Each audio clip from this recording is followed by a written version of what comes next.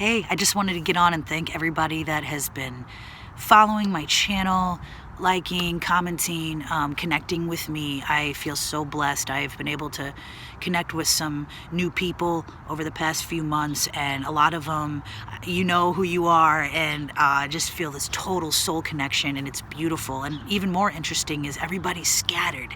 Everybody's scattered across the globe, and that's something that I heard about a few years ago, that a lot of lightworkers, empaths, you'll notice a lot of times that when you start talking to somebody online, they live pretty far away, and I've heard theories that the light workers actually had to be scattered across the earth. If we were all in one spot, you know, it's like it's more powerful when we're scattered about. But I just wanted to tell everyone that I've been connecting with and that I will connect with how grateful I am. Thank you so much for your time, for your energy, and I'm looking forward to making more and more videos. I started my YouTube channel with the intention to help trans people, and then I realized that most of the transgender channels were all about transitioning and HRT, hormone replacement therapy, and I realized, well, oh shoot, I'm not doing that. How can I help these people? And I will be honest, I'm one of the many spiritual people that you'll hear say, I was terrified to talk about spiritual stuff. And when I finally started coming out of the spiritual closet, I realized that that's part of my path, is to share my spiritual journey and also my transgender journey. Because, because I want to help people. I want to help people. The more that we share our own experiences, the more we can help others. Because sometimes we feel really alone in both senses. You can feel very lonely during the spiritual journey. You can feel very lonely when you're a minority, you know, and you don't have to do that. You don't have to feel that way, because you have people around this world. This is the great thing about the age of information. This is a great thing about the internet, is that we are able to connect. We are able to connect, and I'm very thankful for that. I wanted to share that. So I'm going to be putting out more content about how to navigate through spiritual awakenings, and also about being trans and all those experiences.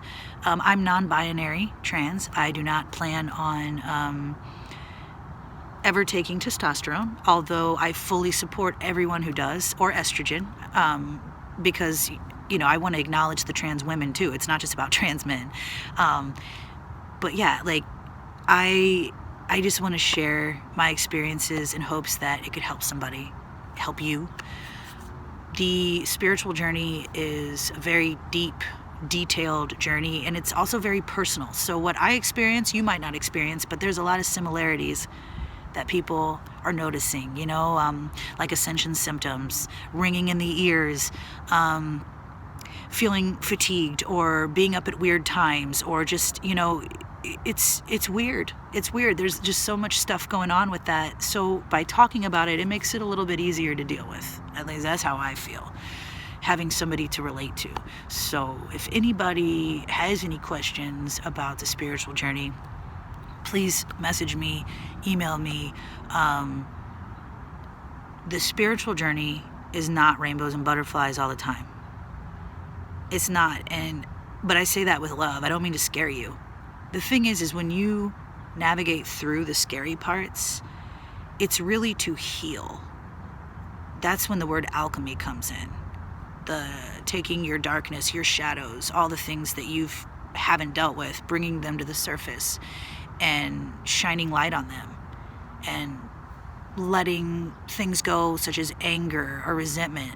As you just let more and more stuff go, more and more light pours in, and that's a huge part of the journey. You know, it's not just about, oh, I meditate and I eat organic. Like, okay, that's a part of it, but one of the biggest parts is the ego death. Have you experienced an ego death yet? Because I didn't truly start experiencing ego death until about a year ago, and you'll know when you're experiencing it. I mean, it can feel like death. Like, it's rough, but the thing is like more and more people are coming out and talking about it. So it just, in my opinion, it makes things a lot easier to deal with. Like, one of my new friends, we were talking about how we were both having massive ego deaths a year ago. And if you're wondering what an ego death is, you pretty much like, how do I even say, like you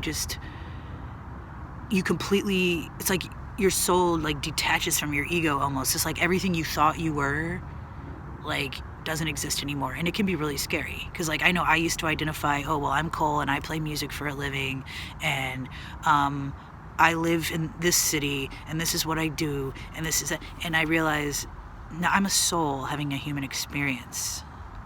I'm so much more than that. We all are, you know. It's like, yeah, I'm proud to be a musician. I love being a musician. It's a gift. I'm thankful, but I'm not just a musician.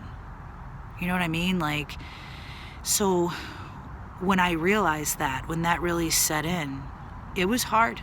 There was a lot of difficulties. But the thing is as you go through that pain, as you navigate that pain of realizing that, you know, your ego, like all of that's, it's like an illusion. I mean, it's not an illusion. I mean, your ego is real. But when you separate the ego and the soul, your higher consciousness, it can be very painful. But the whole point is to integrate them back together, because we don't want to get rid of our ego. I used to think that we didn't want to have our ego, like get rid of the ego. We need our ego.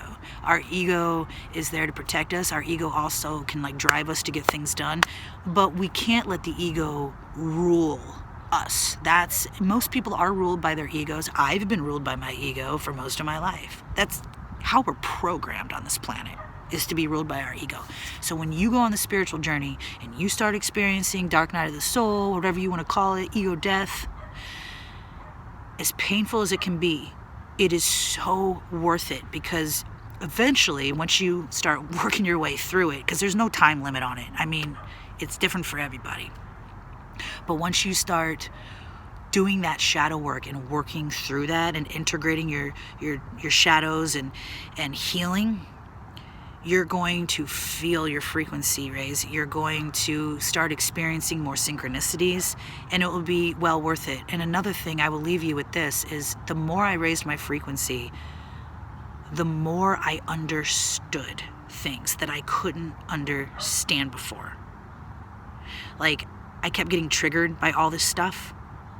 But then when one of my favorite spiritual teachers, Feel Good, had talked about every trigger, like basically if you're being triggered, you need to ask yourself, what is it about the person triggering you, like, that is actually, so it's something within you, is what he was trying to say. Like, basically he was saying, anytime you're triggered, consider it a gift in a way. And this isn't what he said verbatim, but I'm just kind of like summing it up. But please go check him out if you haven't yet. Feel Good is freaking amazing. He was trying to say that you should consider triggers, when people trigger you, as a gift in a way, because it's going to allow you to heal stuff. If somebody's triggering something in you, that means there's something unhealed in you. And that was really difficult for me to wrap my head around. It really was. And at first, because I trust Feel Good, I was just like, I was so mad when he said that at first. I was like, what do you mean? What? But then I was like, okay, I trust him. I'm going to listen and hear him out. And when I listened and I truly heard what he had to say, I literally, it's like, I felt my consciousness expand, and I was like, I get it. That makes sense. I realized that, like, certain people that were triggering me, they were triggering things in me that I hadn't healed, things I was burying deep down inside. Like, even, I'll give an example real quick, like even transphobia. Like, I get so mad when people are transphobic toward me. I realized that there was a lot about transphobia from my past, like certain things people have said that I haven't really dealt with. I just bury them deep down. And the more that I forgive people for the way they spoke to me, the more healing goes on. So the point is if somebody comes at me with a transphobic comment after healing a lot of the past issues, it's easier for me to be more neutral about it and not be so reactive and angry, is my point. It's like, if somebody came up to me and said, you're a woman, get over it, even like 6 months ago, I'd be like, you don't know, I'd get all angry. And now it's more like, no, that's your opinion. So that's kind of the whole point, is when someone triggers you, to truly question that. Like, what is it about the triggering? Like, what is that? There's something within me that needs to be healed. It's taking full responsibility for your own life. It will open up doors of consciousness that it'd be hard to even imagine. You're just gonna blow your mind. It's awesome. That's why I wanted to share. I love you all. Have a good day.